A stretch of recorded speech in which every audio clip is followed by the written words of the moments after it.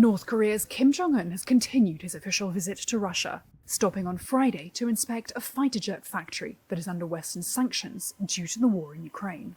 The visit comes just days after Kim and President Vladimir Putin held a rare summit that has stoked Western concerns.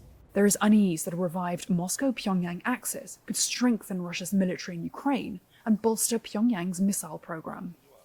During Wednesday's talks, Kim and Putin discussed the military matters, the war in Ukraine, and Russian help for North Korea's satellite program.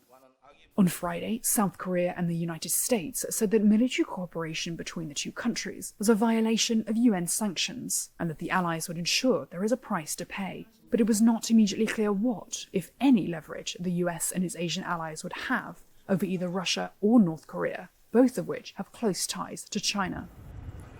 Back in Russia's Far East, the 39-year-old North Korean leader was shown on Russian state television, carefully inspecting the cockpit of a fighter jet, as Russian officials explained its capabilities via a translator.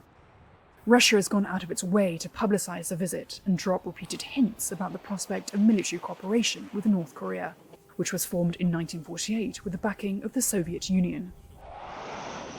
For Putin, who says Russia is locked in an existential battle with the West over Ukraine, courting Kim allows him to needle Washington and its Asian allies, while potentially securing a supply of artillery for his war in Ukraine. And it could give Kim access to some of Russia's sensitive missile and other technology.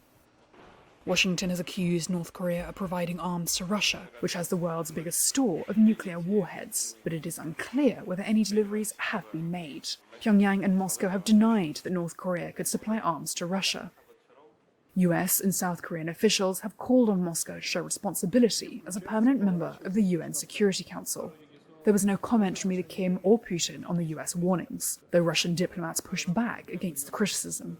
The Kremlin says it abides by UN sanctions, but that it has a right to develop neighbourly relations, including on sensitive topics.